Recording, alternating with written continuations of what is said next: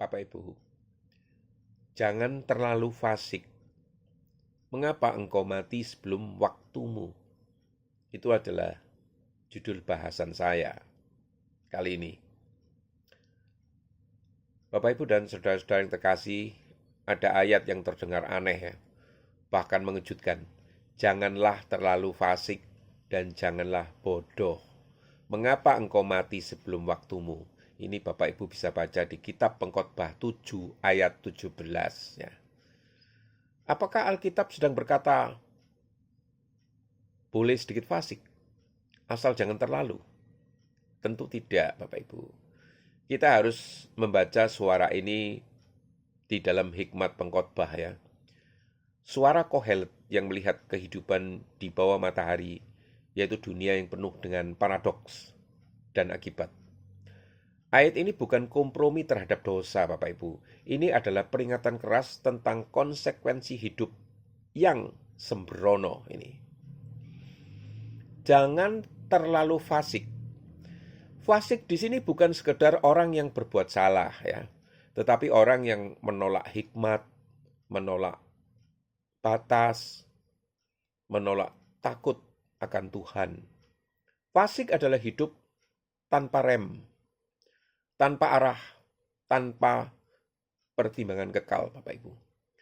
Pengkhotbah melihat sebuah kenyataan hidup ya. Orang yang sembrono dengan dosa yang sering mempercepat kehancurannya sendiri.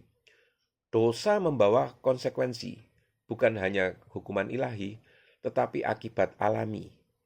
Keserakahan menghancurkan jiwa, amarah menghancurkan relasi, nafsu menghancurkan integritas.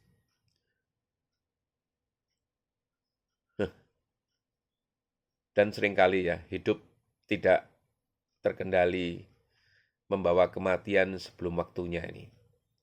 Bukan berarti Allah itu salah menghitung umur ya, tetapi dosa itu memotong umur yang seharusnya bisa lebih panjang dan lebih berarti, Bapak Ibu. Mengapa mati sebelum waktumu? Pengkhotbah realistis ya. Ia tahu hidup itu rapuh ya, ia tahu dunia itu tidak selalu adil, Bapak Ibu. Namun ia juga tahu bahwa kebodohan itu mempercepat kejatuhan. Berapa banyak orang berbakat yang hancur oleh kebodohan. Berapa banyak panggilan ilahi yang gugur karena kompromi-kompromi kecil ya. Kematian sebelum waktunya itu bisa berarti kematian fisik akibat gaya hidup yang merusak ya. Kematian reputasi karena skandal dan kematian rohani karena hati yang terus mengeras ya. Dosa itu bukan mainan, Bapak Ibu. Ia seperti api kecil yang akhirnya membakar rumah sendiri nih. Ada hikmat di tengah ekstrim. Menariknya, ayat sebelumnya yaitu Pengkhotbah 7 ayat 16 berkata, jangan terlalu benar dan jangan terlalu berhikmat.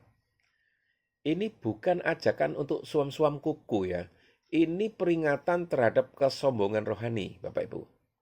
Pengkhotbah sedang menyeimbangkan dua ekstrim ini. Kesombongan religius dan kebebasan fasik ya. Keduanya itu sama-sama berbahaya, Bapak Ibu. Orang yang merasa terlalu benar bisa jatuh di dalam kemunafikan. Orang yang terlalu fasik jatuh di dalam kehancuran. Hikmat sejati bukan ekstrim. Hikmat sejati adalah takut akan Tuhan.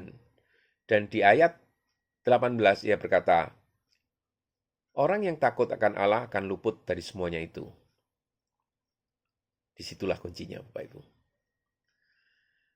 Di bawah salib kefasikan dan anugerah menanti. Bapak Ibu, jika kita jujur, kita semua itu pernah menjadi fasik. Alkitab berkata, semua orang telah berbuat dosa.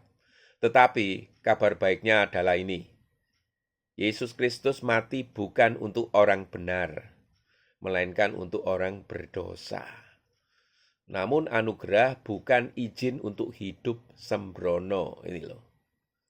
Rasul Paulus berkata di dalam surat Roma 6 ayat 1 ya.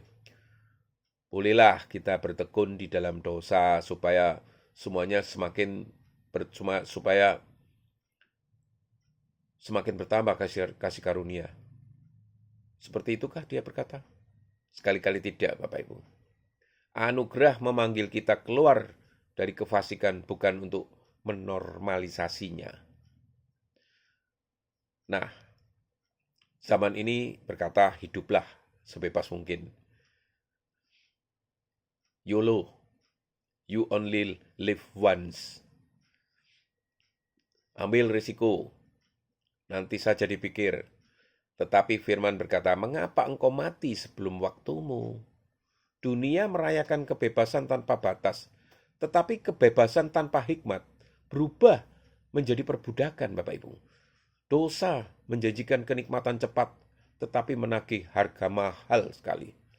Dan seringkali harga itu adalah masa depan.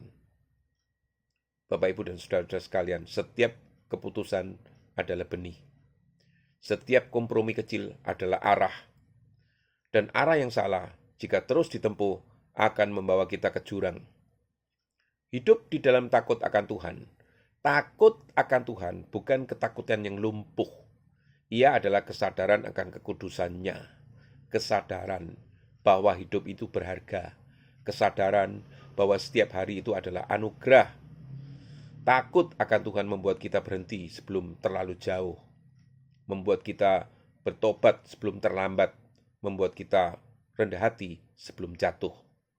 Takut akan Tuhan memperpanjang hidup, bukan hanya secara kuantitas, tetapi kualitas, Bapak Ibu. Jangan habiskan hidupmu terlalu cepat. Hidup ini rapuh, Bapak Ibu, seperti uap, seperti embun pagi. Jangan biarkan kebodohan itu memendekkan apa yang Tuhan maksudkan untuk kemuliaan. Jangan terlalu fasik. Jangan bermain dengan dosa. Jangan meremehkan konsekuensi. Karena hidup ini bukan milik kita sepenuhnya. Itu titipan Allah. Dan ketika kita berjalan di dalam takut akan Tuhan, hidup kita bukan hanya lebih panjang, tetapi lebih dalam, lebih bermakna, dan lebih dekat. Kiranya kita tidak mati sebelum waktunya. Secara rohani, secara moral, secara panggilannya. Tetapi menyelesaikan perlombaan, menjaga iman, dan berdiri teguh sampai akhir. Amin.